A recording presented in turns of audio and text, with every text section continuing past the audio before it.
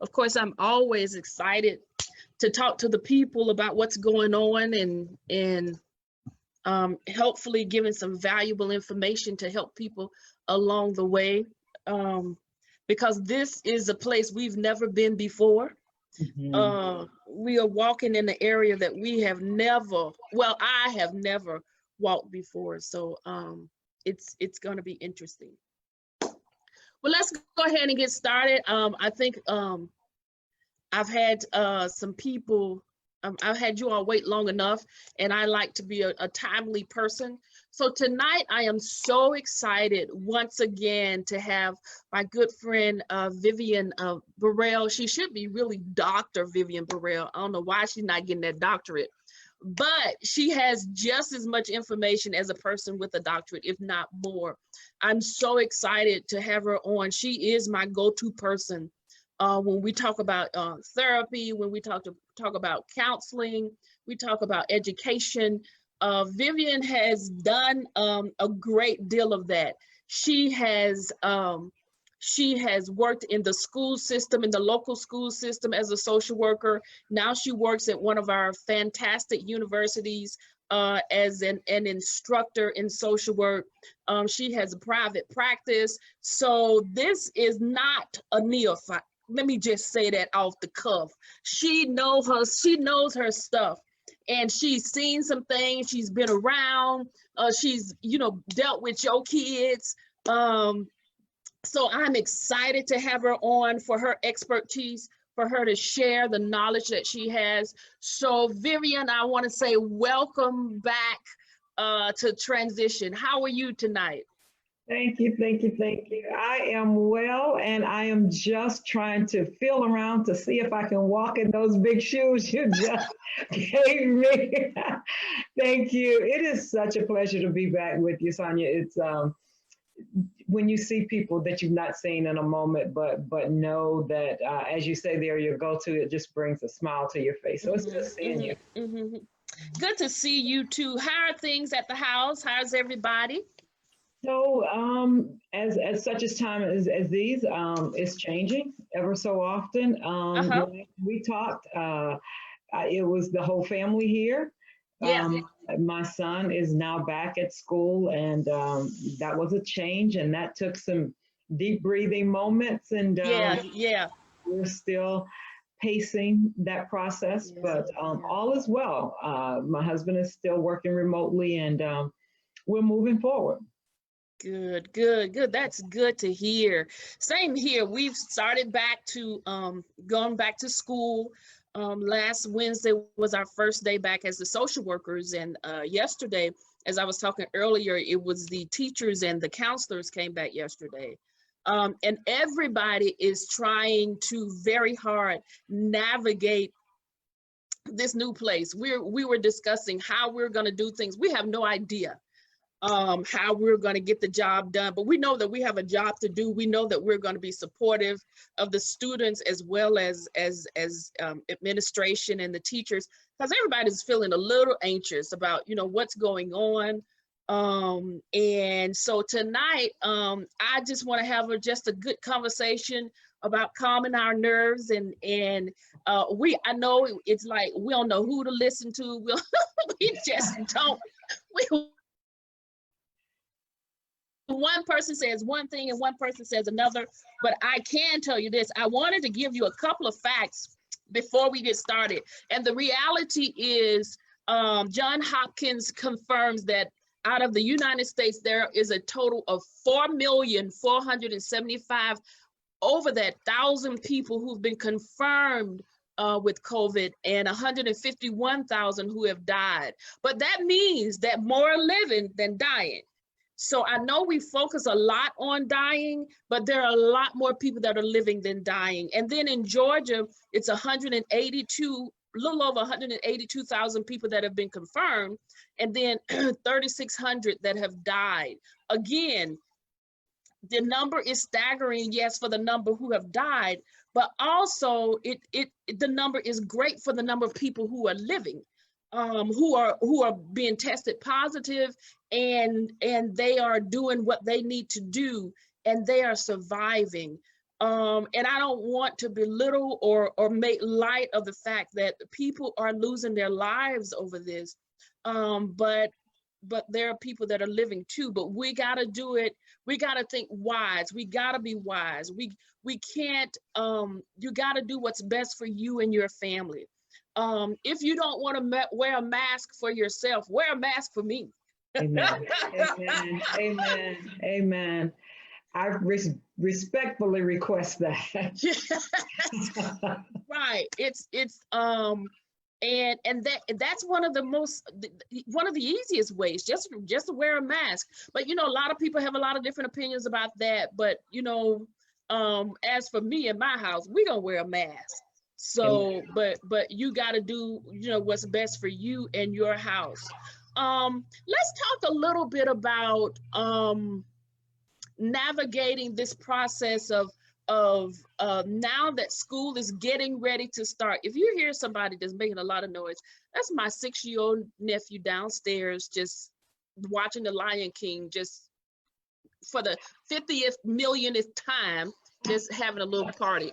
But when we talk about navigating our kids and preparing them to return to school, let's talk a little bit about that. What should we do? What should we be looking for? How should we handle that? What should we be telling them? Let's shed a little light on that. Yeah, so I respect and I appreciate your facts and recognize. I want to just kind of speak on that just a little bit because the experiences are vast, right? Have been tested positive, right? Other people have been hospitalized. Other people have died, right? And so our experiences are different. But the remaining thread in all of those experiences is that we should have respect for that walk of life because it affects us differently. And so with that, we're experiencing uncertain, unknown things. And moving forward, you talked about you're back in school. It's a great place to be able to go back. Yes. I never stopped. And so just to give you an example, rolling out summer semester was fully online. That was a new experience for me. Yeah. And I teach a practical class. I teach a therapeutic class. Wow. Which is, challenging, right? And so I remember going into this semester saying, I won't do this again. I'm not going to do this. I'm a classroom instructor, But as we navigated closer to fall, I'm saying, I'm not sure how I feel. I'm not sure what this is going to look like. So I say all of that to say, in this space of time where everything is moving, everything is changing, what we must do as adults is provide consistency. Yeah. How do we do that? Upfront acknowledge that we don't have all of the answers. Yeah. I think it's important that we share with our loved ones, with our kids, the first that we have a new opportunity to start again. Those are the positives that we start on. You have a fall semester, you have a new grade, you have a new learning opportunities. Start with those positive. Great big dive off of that. And acknowledge. But we don't have the answers on how to navigate. And for me, Sonya, what's helpful is to, at that point, ask a question. Do you have ideas? Yeah, that's good. That's good. Ask the question, do you have ideas? And I was reading somewhere and it said, involve the kids in your decision making, engage the kids. Yeah. Big piece. And that just kind of allows them to kind of really brainstorm, but then to recognize, just as we are as adults, there's very little that we may control, but the things that we can control, let's do that. Let's do that with positiveness, right? Right. And so, go ahead. No, and so I wanted to just kind of say at that point, set some boundaries or some views on what that will look like. Yeah. You know, let's go to the first day of school. How Yeah. excited! It used to be Yes. a time of what we're gonna wear, we're later Yes. Yes. stuff. What's the new normal now? You know, Yes. what's the new normal? Where's my space? Be able, and I hope that parents, and I wish, that we could have gotten this done a little sooner, but nonetheless, to create that space, identify that space, some of the consistent pieces that will, Mm. if Yeah. this district is going to be the first 9 weeks online, create a space, decorate it, make it yours. Yeah. That's great. That's a great idea. This is your space. Wow. Yeah. Yeah, I think small steps like that, because again, those are the things that we have control over. Yeah. The things that we don't have control over, we will kind of put those to the end of the list, Mm-hmm. kind of work our way down. What is it control? How do we look at this? What are you most excited about as we start, right? Yeah. Yeah. Yeah. I don't know about you, but when you go in this time, do we put the questions out there? What are you most concerned about? Yeah. Yeah. Yeah. Let's Yeah. And I think even talking to them a little bit once they say what it is, talking to them, what does it mean to social distance? What is COVID-19? What is that? Talk in terms that they can understand. Why do I need to wear a mask? Yeah, And I think because if we don't tell them, they're going to hear something that's not accurate, and that's what they're going to believe in. I just think when you talked earlier about asking them what do they want, how do they perceive, keeping them in the loop. And it's never too early. You can say, oh, he's not focused on that, he's only 5 or he's only 4. He is. He may not understand to the depth that we do, but that he knows that this is not normal. He knows that I'm with mom 7 days a week now instead of just 2 on the weekends. absolutely, absolutely. And I mean, I think as we've kind of moved through the summer, we always want to keep a gauge on our kids. Absolutely. This summer, that's been different, because we always transition. You're the transition queen. What did it look like at the pool that was different this summer? Yeah. Your activities, did that look different? And then kind of transition into how that's going to look going to school. Yes. Some identifiers out there. What is COVID? Yeah. How it may affect you. Just those 3 categories that I use. Very, very simplistic. People test positive, people go to the hospital, and some people die. Yeah.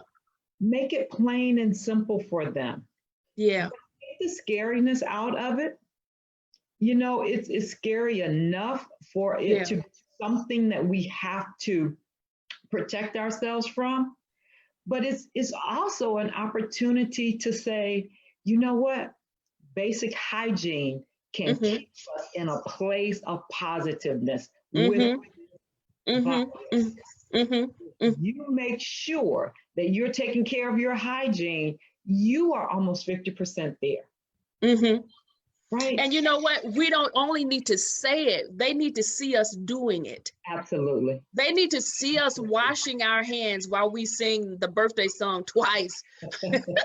They need to see us putting our mask on before we go outside or before we go into the store.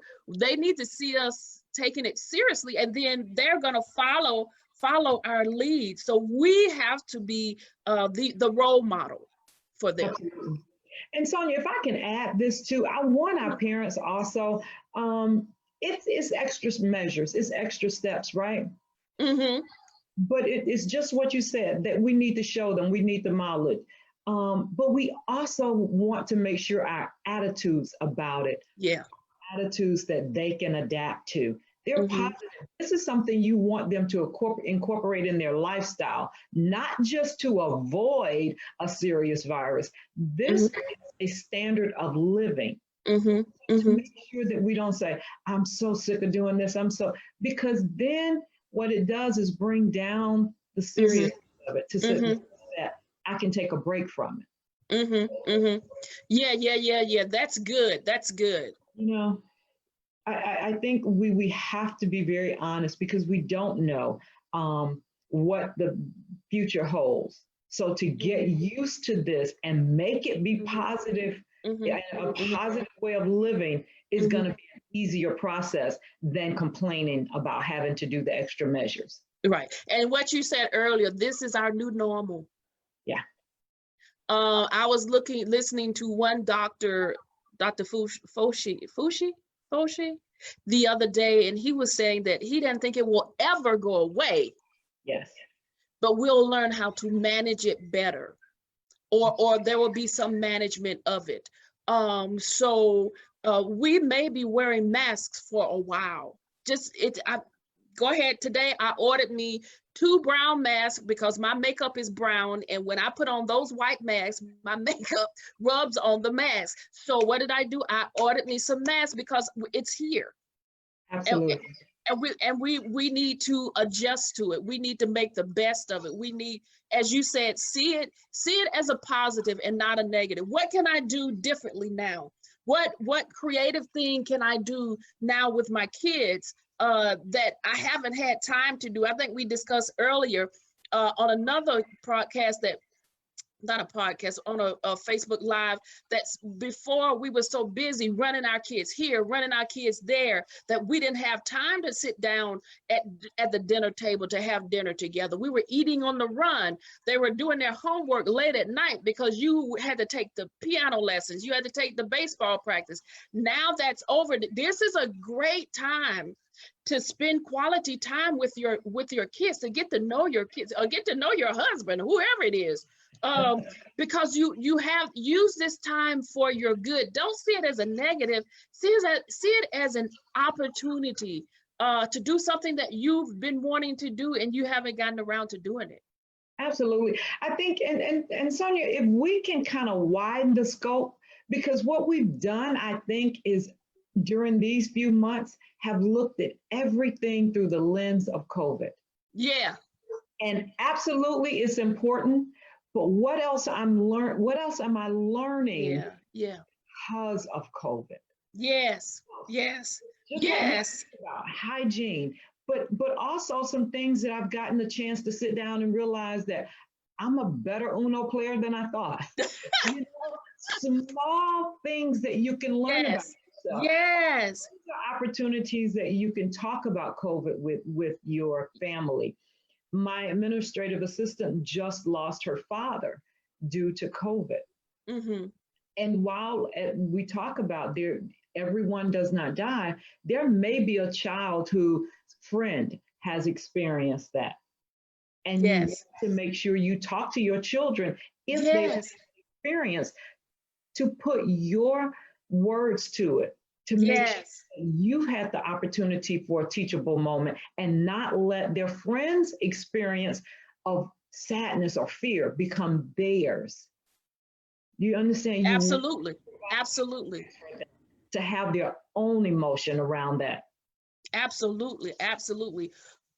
Let's talk, since we're talking a little bit about emotions, what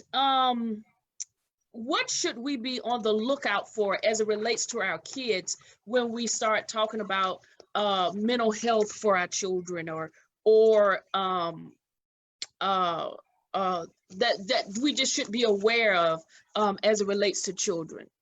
And you know what? And I think that's a great question, but I'm going to be honest with you. The same thing you probably could have identified in me. Changes in their sleep pattern. Yeah. Changes in their behavior, Yes. A little bit more anxious, right? More clingy, tearful. Yeah.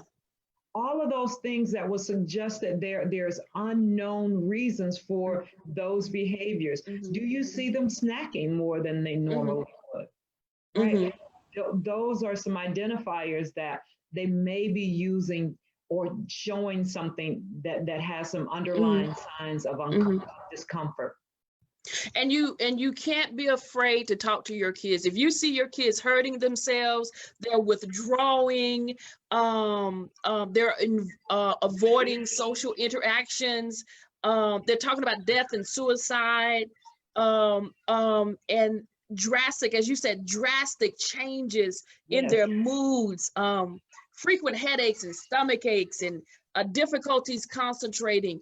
When you see that there is a change in your kid, whatever that is, you know your kid used to love to go out and play every afternoon, and you see that that is not happening, you need to talk to your child. What's going on? Yeah, yeah. And just kind of, again, don't wait. You know, sometimes you can see a kid within a week wake up in the middle of the night or wake up early, or vice versa, sleep for longer periods of time than normal. Have that conversation. You know? Yes. Yes, it's just so important. We can't just say, oh no, they'll get fine, or they'll be better, or no, we don't have that issue in our. What do you mean we don't? You don't know what's going on with your kid. It's a different time. And to say that your child may need additional support, there is nothing wrong with getting additional support. As somebody says, there is nothing wrong with Jesus and a counselor. That's a total package in my book. And I want to say to you, you know, we as adults don't minimize it because it's a child. Correct. Because you go into your standard Walmarts or your pharmacists, go into those places and see what's the most sold out items. Sleeping medications. Wow. Some of the most sold out medications. Just your generic brands. You know, we are, as adults, are having difficulty managing. So it is not uncommon for our children to have some difficulties. And the sooner that you have the conversation, the better you're able to diffuse that fear of it may be something really, really wrong, right?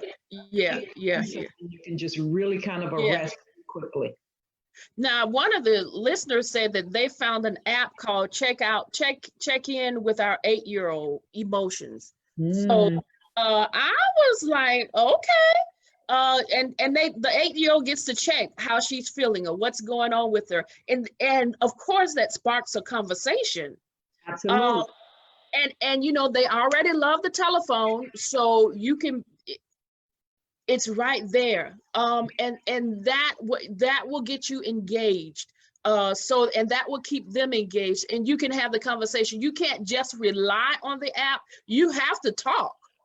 Absolutely. But that app can be a starting point or a place to start the conversation on how they're doing with their emotions. Somebody said, yeah, ZQL is gone. It's true. It's true. And so, you know, whenever I see that, I make the comparisons. If parents aren't sleeping well, what is the tone of that home? Yeah. Tone of that home, right? And we know we need sleep. We need a balanced way of living. So if we know that we as parents are not sleeping well, we have to have the energy to speak positiveness in our children. Yes. Right? And they can be young or old. It doesn't matter the age. They know that something has changed, and the conversation, you got to have the conversation. You got to talk to them about how they're doing emotionally. And even when they start school, some schools are doing remote learning, and then some schools are going into the classrooms. You got to have that conversation about where are they emotionally, about how are they feeling about this? How are they feeling about going back to school? How are they feeling about getting back into that routine? That's a conversation you need to have. You need to let them know you are going to protect them as much as possible. You are going to do everything in your power to protect them. You, as far as you're concerned, you would never let anything happen to them. They have to know that you are their support system. They have to know that stability is found in you. You have to be stable, which means that you got to check your own emotions. Absolutely, absolutely. And Sonya, and so we're back to this. We're back to this. Parents invest time. Invest time. If they are remote, once again, we're at a place where we as parents, I never say this, but we have to suck it up and recognize that this is another hat that we're going to have to wear. And so create that space for them to be a student in your home. Create that is good. That environment. And so we want to make sure that we are managing and letting them know that what they're going through, their school year is important. So create that space for them. If they are remote, invest. Ask your kids, draw you a picture of where you're sitting. How is it configured for you? Because you want to make sure, as Sonya just said, that you're taking some ownership of that education. Yes. You are protecting them. There's a lot of things that you may not have the control or the outcomes of, but what you can do is set some boundaries of how you're going to move forward. And then I promise you, if you do that, you'll be able to measure your own kind of responses and evaluate the way you want to see yourself come out or your child come out of this. Does that make sense? Yes, absolutely. And let's talk about a little bit about some of the kids are actually going back into the classroom. So you need to have a discussion with them. How are they feeling about going back into the classroom? Well, when you go to the classroom, wear your mask. Make sure you follow the instructions of the teacher. Make sure you do your best not to touch things that's not yours. And they're kids, so it's gonna be a whole new world for them. And there may be a little anxiety, so you may have to send in some more Clorox wipes than normal. But do what has to be done to the best of your ability to keep your kids safe. And the other piece I want to add to that, Sonya, if I may, Sure. just like everything, our households are different, right? In my household growing up, one of our little sacred things without, giving away too much is that, what we do in this house is our business, right? but so what you want to teach your kids in their space is that some people may not take this as serious as we do. Yes. To teach the children in your household what's important. Yes. Know that some people may understand it differently than we understand it. We don't take our masks off. We don't exchange our masks. We wash our hands. We make sure that we're standing and teach them, pace themselves 6 feet, count 6 feet. So they will have a general understanding of how to feel safe on their own, right? Yes. That's very good. Empowering them. Absolutely. Empowering them. Yeah, when they go back, because eventually they're going back. It may not be this 9 weeks. It may be in January. It may be December, but they're going back, and they need to be prepared to deal with what's to come. Absolutely. It's coming. And what better way to practice than at home? Correct. Because it starts at home. What's important in our home is different than what's important in someone else's home. We have to make sure we connect and empower our children to do it for the reasons that's important for our community, right? Absolutely. And to be totally honest, the numbers are showing that the African American community, that's where the deaths are happening. So and we do have some comorbidities, but so does other communities as well. But for some reason, the numbers are really high in our area. So we have to take the extra step to take care of ourselves. Correct. We got to take every precaution. As you say, as someone said, you just got to suck it up. You got to wash your hands every time. Let your kids see you washing your hands. Let your kids see you, the importance of wearing a mask, the importance of having those conversations with your kid so that they can understand this is our new way of life. This is our new way. It's fun and games maybe to someone else, but this is like protecting your new gym shoes if you wore them on the first day of class. Come on.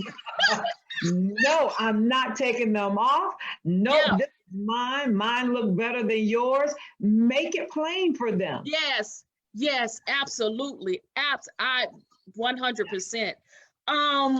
But let's talk a little bit. I know I'm jumping all over the place, but when you say something, it makes me jump off into something else. So that's just how we roll.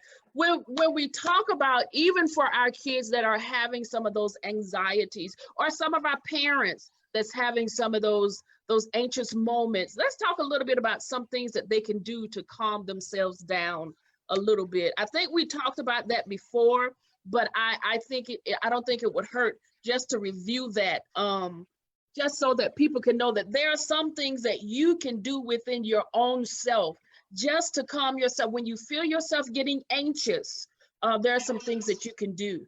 Absolutely. And I want to take this, always just to normalize it for people, because, when we talk about anxiety and not feeling our best, we can be kind of critical on ourselves. We can be hard on ourselves. And I really want us as a people not to be so hard on ourselves. Yeah. So when you begin to feel out of sorts, for me, I really have to ground myself. Yeah. Ask questions. What is this about? What is this about? And really kind of identify, why am I feeling like this? If you are a person who knows your body enough to take some deep breaths, those deep breathing exercises really work to really center yourself and ground yourself, so that you're in touch with your thoughts, and those thoughts then can connect to your emotions, and you won't be so scattered in trying to, because if you can think with me, audience, when you have a scary feeling and you try to connect that scary feeling to what you're supposed to do, you have no idea for that split moment, right? It's like, but if you just take a moment, take a deep, you can really get to that next step. So that's one of my strategies, is deep breathing, is to be able to breathe through it. I also think one of the things that you can do for me, it works for me. What is it that I can change? Really make it in a context that you have kind of decided that, okay, I am in this space. What can I change? How can I move through it? When you recognize that perhaps you're out of, in a place of control, also recognize, I need someone to talk to. That's my biggest piece, is that you identify what's the end of the rope for me. And I'm not talking about the end of the rope in terms of giving up, but the end of the rope of, I've been feeling like this far too many days than not. Talk to somebody about this now. I want to get a better opinion on what's going on with me. That's good. Just find places of meditation. This has been a lot, and I'm not trying to subscribe to any religious place, but I do think if you recognize there's a higher power, it allows you to also find a place of peace, that it doesn't begin and end with you, right? Absolutely, absolutely. So I find myself saying, God, okay, what's going on? Come on, talk to me. Why am I feeling this way? What is it, what's going on? Is it me? Talk to me, give me some direction. I've also found myself, if I'm really in a panic, I'll do the 3-3-3 thing. Name 3 things that you can see immediately. Immediately. Then you name 3 sounds that you can hear immediately. Then you may name 3 parts of your body. that brings you back, that brings me back into focus, and whatever that is, that because you sometimes when we get anxious, you're dealing with futuristic things. Let's deal with what's happening right now. Let's deal with now. And sometimes when we're anxious, it's so crazy. It's not it's unrealistic. And it will help to talk to someone so they can say, girl, now you know you out there on the limb, you need to come on back. You know that is no way that's going to happen. Correct. So you need to have, I call it a village. You need to have a village of people that you can bounce things off of, or that you can call when you become anxious or too overwhelmed, or the village can say to you, you've been in that funk for 4 days. What's going on? Yeah. Yeah. And to be able, like you said, I love the 333. I love that works. And when you're able to do that, again, it brings you to an orientation of, okay, I can think past this moment of absolute fight or flight, right? Mm-hmm. I can calm down. But the other piece is recognizing that some anxiety, some of the feelings that we get, just like when you do a new Facebook Live, or when you get up to teach a new audience, or whatever it is, it's good anxiety. You're good, right. Right? Right. So to be able to talk to yourself, talk yourself through it. I love self-talk. This is not all bad. Yeah. This is not all bad. And like you say, for me, I concentrate on what's real, what is true for you. Yeah. God, you tell me you have my right hand. Yes. Not alone. Yes. For me. Yes. What is true for you? Amen. Yeah. That is the truth right there. You said you'd never leave me nor forsake me. So what is the deal right here? What is the truth for me? What is the truth that really works for me? Because you have to, in my thinking, the way I think, I have to then back myself out of the box. I got to talk about what is true. Is it this thing over here? Or is it that he's still holding my hand? Yeah. And sometimes I like to tell believers, Christians, we say we have a lot of faith. So when we get in a bind, or when we get in a fix, that's when all of that faith that we say we have, that's when all of that Jesus that we say we have, that's when that comes into play. I remember talking to one of my aunts who's now going on to be with the Lord. She was having a bad day, or something was going on. And I said, Aunt Mary, all that church you've been going in, all of that the Bible you've been reading, now it's time to put that into action. Now it's time to walk out that stuff that you say you believe in. Sometimes it can be difficult.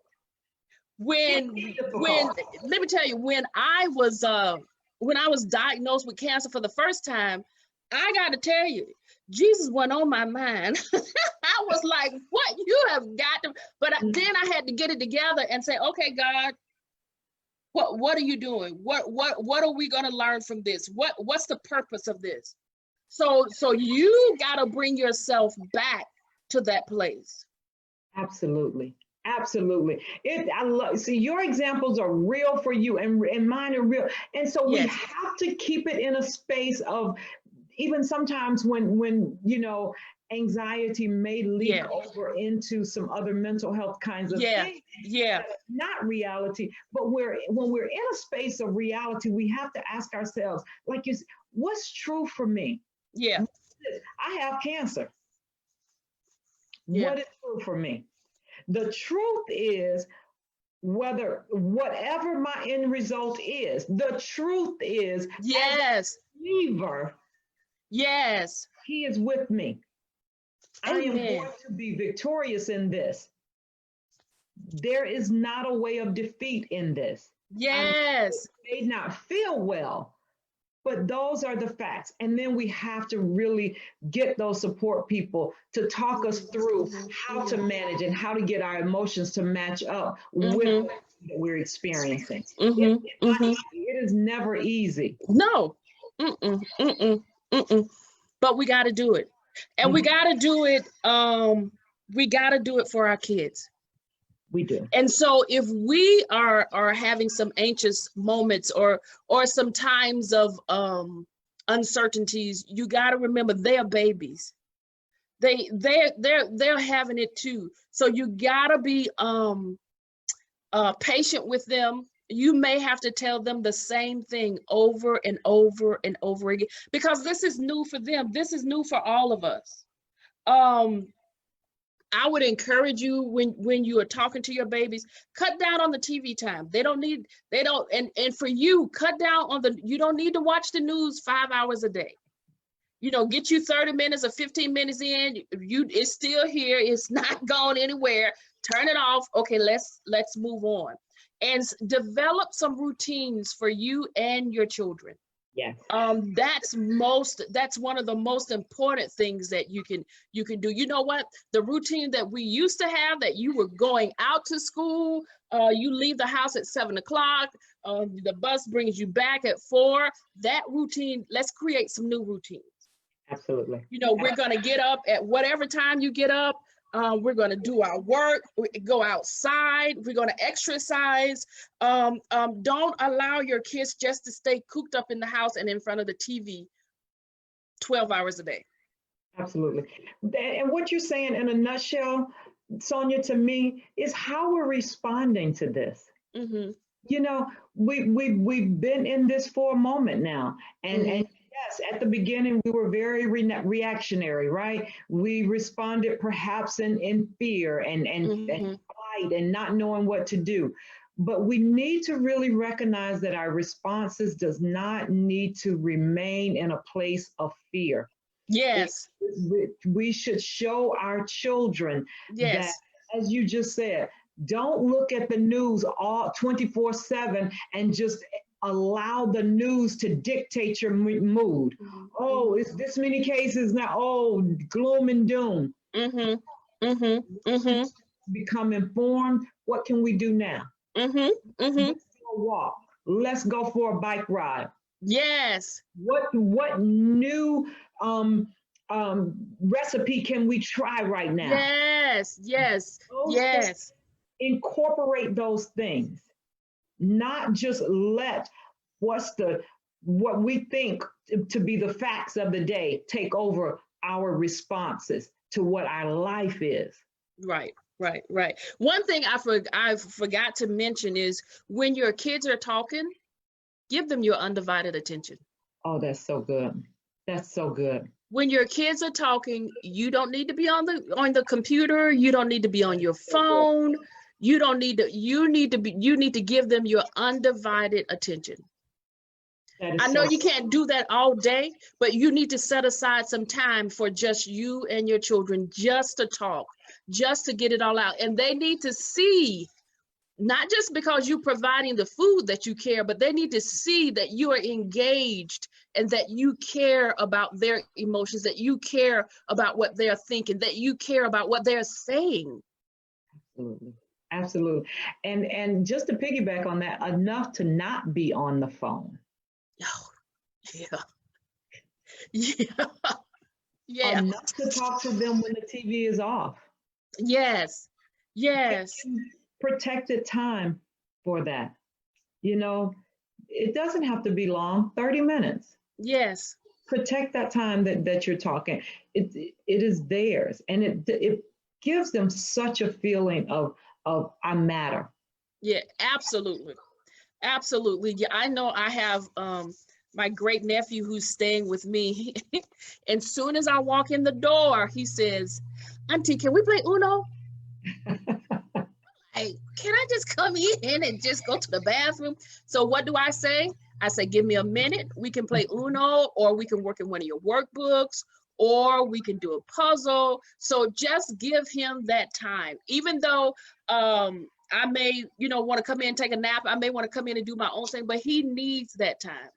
Absolutely. And we're not saying that, it has to be this every day. Right. I want to help people to understand a schedule is going to be helpful in all of this. Yes. Give Yes. yourself a Yes. schedule.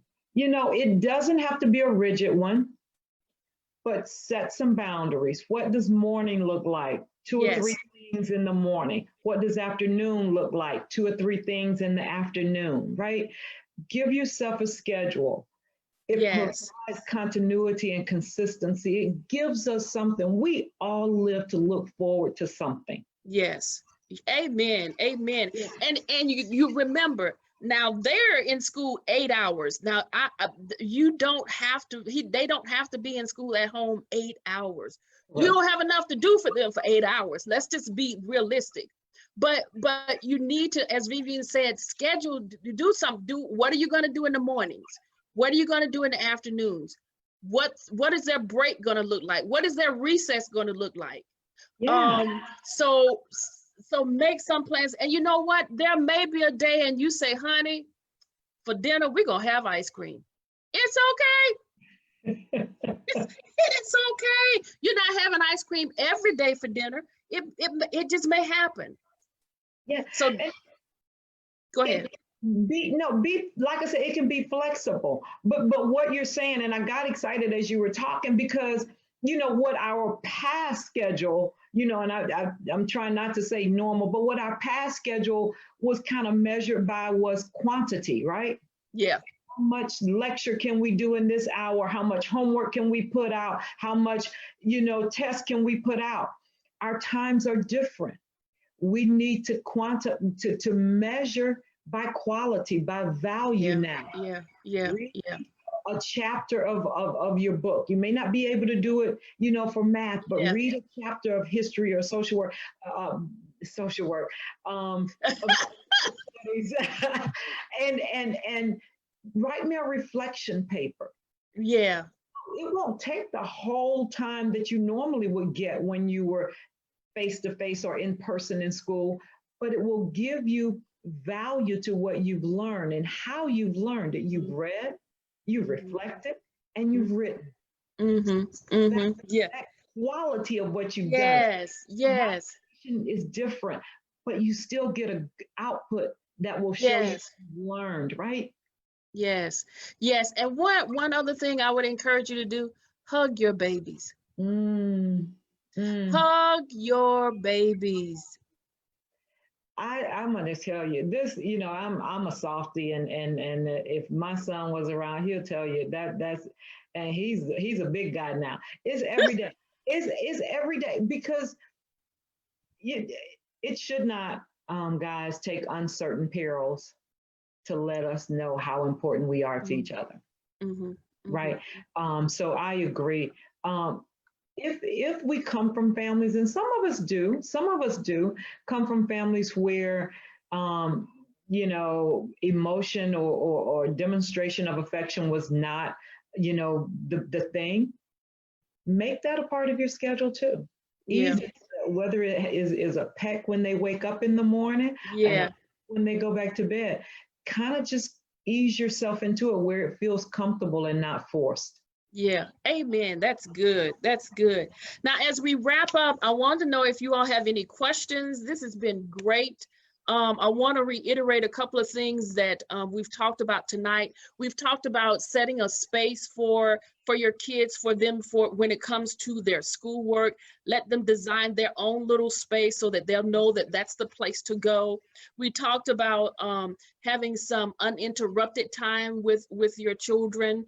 Putting down the TV, putting down the cell phone, putting aside all of the other stuff and just giving them your full attention, if not only for 15-20 minutes, just some conversations, checking in with them just to see how they're doing emotionally. We talked a little bit also about you taking care of yourself emotionally, getting the support that you need. We talked a little bit about you being demonstrating the things that you want your kids to do, you want your child to do, showing them how to wash their hands, showing them how to wear their mask, talking about the importance of wearing the mask. there are 9 minutes of there are nine. Oh, somebody said that there are 9 minutes of important times to demonstrate love and affection to your children. First 3 minutes after they wake up, first 3 minutes before they go to bed, first 3 minutes after daily routines. Well, there you go. 9 minutes. You got it. That's easy. Or when they're transitioning from school to home, there you go. Yeah. That's great. That's 9 minutes. Yeah. For some of those people that are not touchy feely, Caleb has made me touchy feely because he always wants to hug. He always wants to sit in my lap. So what do? I accommodate him. So that's what you do. Is any advice for high school parents who have to return to work? It's hard, guys. It's hard. And I appreciate the question. I wish it would be a little more specific, but just generally, what I would like to say for you is it's an opportunity to transition. I don't know where you are in high school, whether if they're going into high school for the first time or going into a higher level of high school. But it's a good opportunity to demonstrate autonomy with your child, to demonstrate a higher level of trust with your child. Begin to, if you haven't already, begin to learn how to give assignments, give expectations, make them not so long, but just what I just said, a qualitative kind of measurement. Yes, you want to see the box checked when you get home in terms of the assignments, but also call to check in, when you're going to work, to see how they are, because what you can do is kind of flip it and say, I'm going to leave you to your job while I go to my job. If they're at school digitally, you can say, I'll see you when I get back from my job, because they're going to be on their job, right? And if they are going to school face to face, empower them. My biggest thing I want you to know is that we have to have values in our community and know what's important. Just like, we said goodbye to a legend today, and to know how important his life was to us. Let them know how important it is to make this something that we can say we stood strong in, that they can be proud of. So I will say this also, and when I say it, I really want to connect with every strength in you. Take good care of yourself. Connect with self-help. Make sure you're girded strongly. You can't drink from an empty cup. You have a strong support system for yourself. And I will say, be okay with letting your teenager know that you're tired, you're a little worn, but you're going to be fine. Absolutely.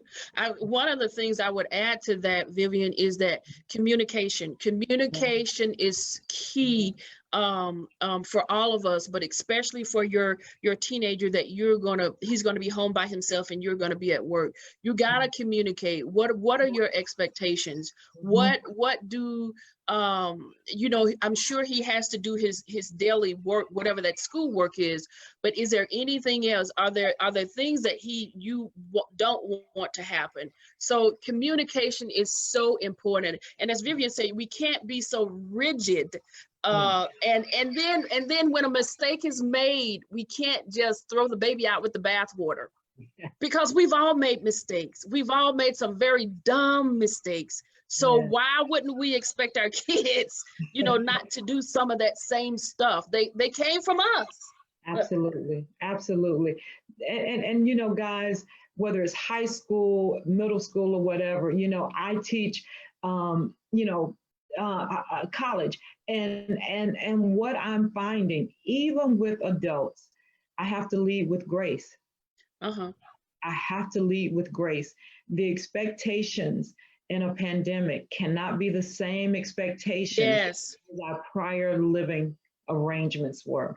I worked real hard not to say our last normalcy, because, you know, even that, perhaps we were just in such a way that it wasn't normal. And our Yeah. higher power has decided that you need to find this space to figure out a better way of living, right? Yeah.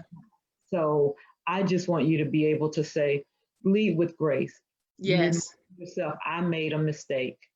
What Yes. if I not just be so punitive this time? What will happen? What would that look Yes. like for that outcome behavior? Yes. I have one person that says that she has 2 kids that are going back to college tomorrow. And she says that she's prayerful, and she hopes and believes that they will make positive decisions. And that's all you can do. You've already instructed them. You've already, spoken with them about expectations. And they have to go out and be adults, young adults. And again, young adults they're gonna get it most of the time, but don't be so rigid. And as Vivian said, give them grace.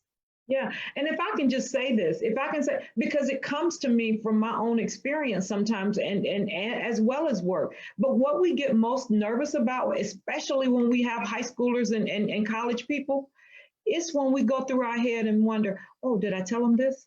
Did I say this well enough? Did I teach this well enough? So it's not them necessarily that we're second guessing. It's, did I teach well enough? We're second guessing ourselves. Trust yourselves. Trust yourselves. If That's good. in this space, know that it's your time to let go of some of that control. That's good. That's good. Trust yourself. Oh my goodness. That's good. See why I like having you on? Oh my God. You are the bomb.com, sister.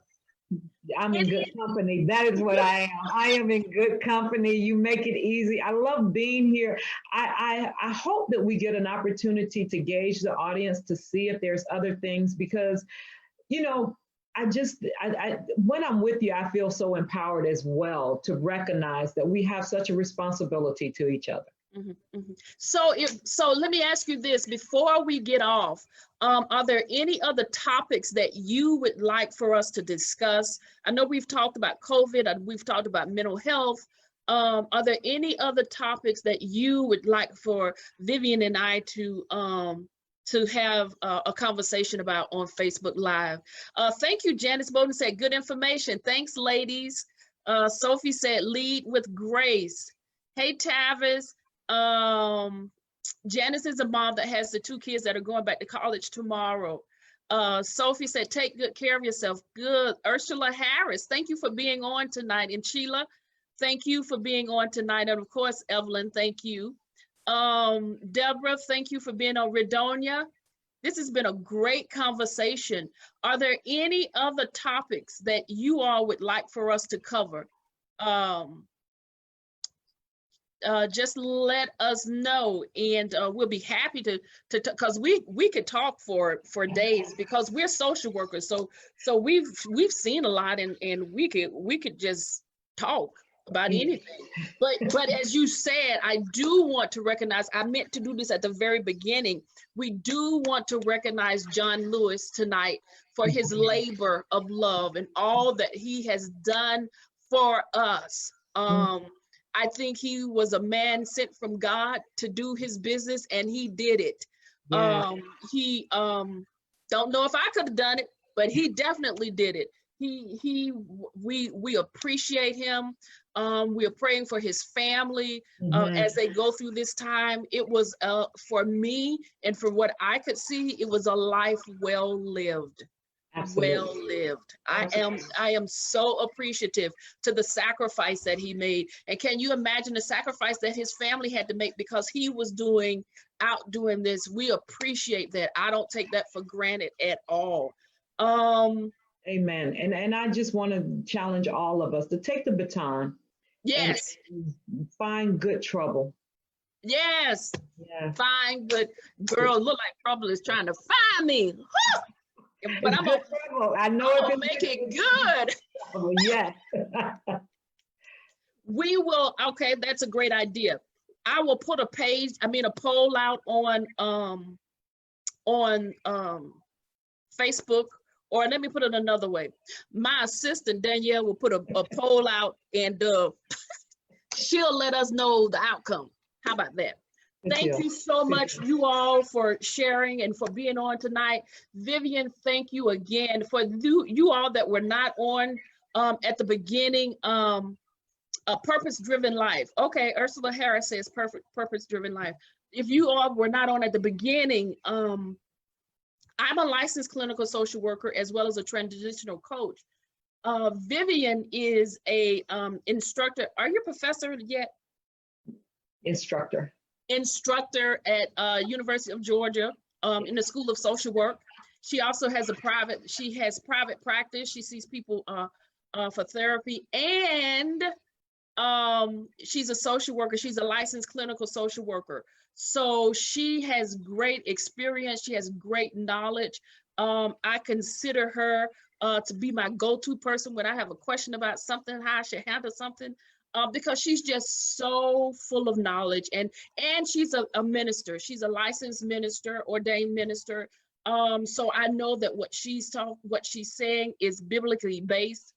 She's sound in her theology as well as in her ways of working with people. I've worked with her in ministry, and so I am very happy to know her. I'm very honored to be in her circle of friends. And yes, she has a son that plays football. He's going to be playing professional real soon. Just watch it and see. Oh, I received that for him. I am just honored to have Vivian on every time she comes on. I know she's a very busy person. So every time she can take out time to come and share with us, I am just honored for that. So thank you, Vivian. Thank you for having me. It's my pleasure. On a serious note, it's my pleasure. I love being in your company, and as much as possible. All right, well, we're gonna take a poll, and we'll come back and do another one in a couple of months about something. Sounds good, sounds good. And if you think of anything that you want to share, or that you want us to have a conversation about, please just let me know. Sounds like a plan. You may be sorry you put that out there. No, Vivian, I think we make a great team, and I think it's going to be good. I do. I will. Until then, guys, stay in a positive frame and know all is well. Amen. All right, you all. Good night, you all. Thanks again. Good night. Good night.